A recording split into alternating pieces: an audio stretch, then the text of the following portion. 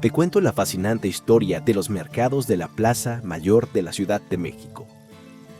Imagínate el Zócalo actual, pero entre los siglos XVI y XVIII. No era un espacio vacío ni un mercado único, como a veces se piensa, sino un hervidero comercial donde coexistían 3 mercados especializados y jerárquicos, cada uno con su propio mundo social, sus reglas y su ubicación dentro de la plaza. Esto es Postales de México, historias que se quedan contigo.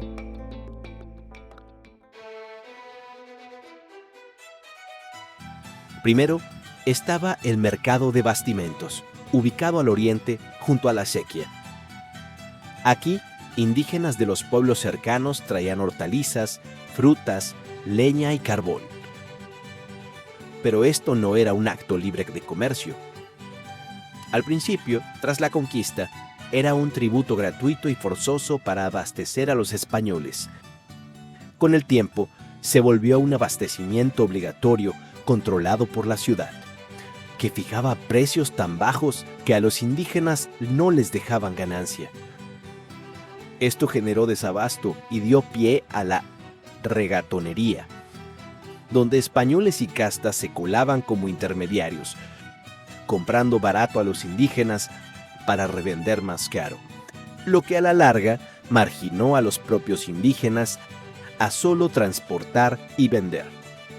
En el centro de la plaza estaba el baratillo, el mercado de lo usado y lo nuevo hecho por artesanos. Empezó como una especie de obra piadosa para que la gente pobre vendiera objetos de segunda mano, pero se transformó en un mercado bullicioso y vital para los grupos urbanos humildes.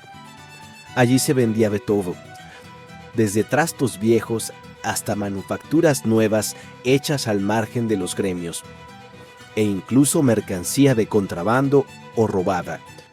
Las autoridades, especialmente los virreyes, lo veían con recelo, un nido de vicios, robos y posible sedición. Hubo intentos dramáticos de extirparlo, como el bando de 1689, que lo prohibía bajo fuertes penas, o el decreto de 1696 del virrey arzobispo Ortega y Montañez, que establecía la pena de muerte para los baratilleros.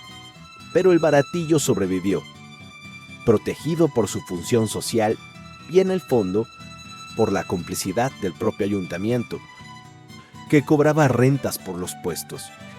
Incluso se convirtió en un espacio de sociabilidad y protesta, frecuentado por estudiantes. Lo llamaban la Universidad de la Picardía, donde se formaban solidaridades entre la plebe urbana. Al poniente, junto al portal de mercaderes, surgió el mercado de productos ultramarinos. Primero como cajones de ropa de madera y luego, tras el motín de 1692 que los incendió, como un edificio de piedra, la alcaicería, después llamado Parián. Este era el reino de los mercaderes españoles profesionales, la cúspide de la jerarquía comercial. Aquí se vendían las telas finas, porcelanas y mercancías traídas de España, China y Filipinas. Su construcción fue un lío, costosa, con problemas de financiamiento y con resistencia de los propios mercaderes, quienes no querían un edificio cerrado y especializado porque rompía sus costumbres tradicionales.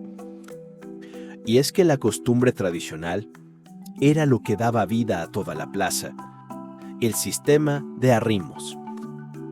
Los dueños de las grandes tiendas, cajoneros, subarrendaban rincones interiores o exteriores de su local a vendedores más pobres, españoles llamados pobretones, castas e indígenas.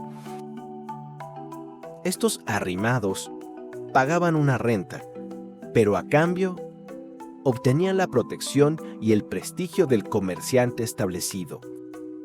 Los indígenas, por ejemplo, ponían sus coloridas hortalizas frente a las tiendas, actuando como un escaparate que atraía clientes.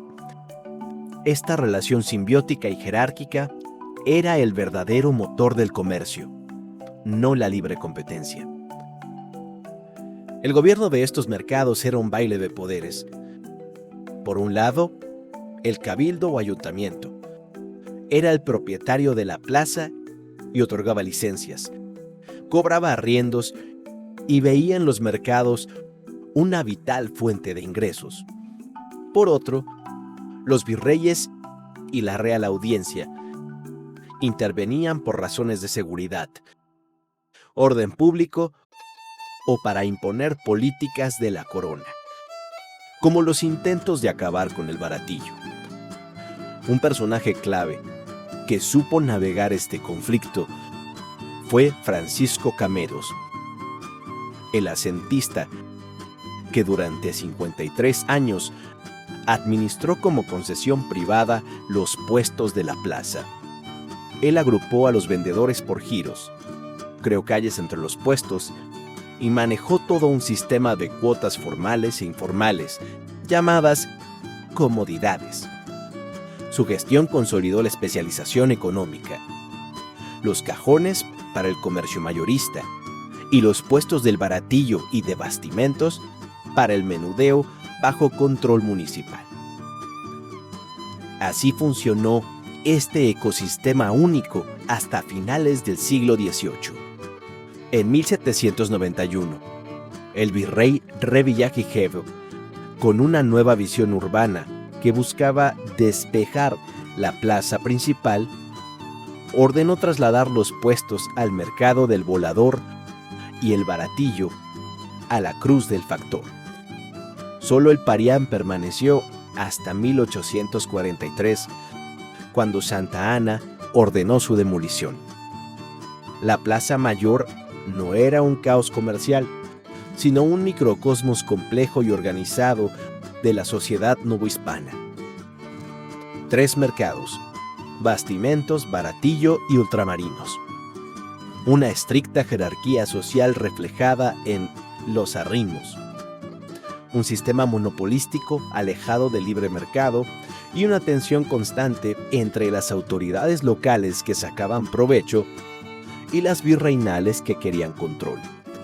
Pintan el retrato de un espacio público que fue mucho más que un lugar de compras. Fue el corazón económico y social de la capital de la Nueva España.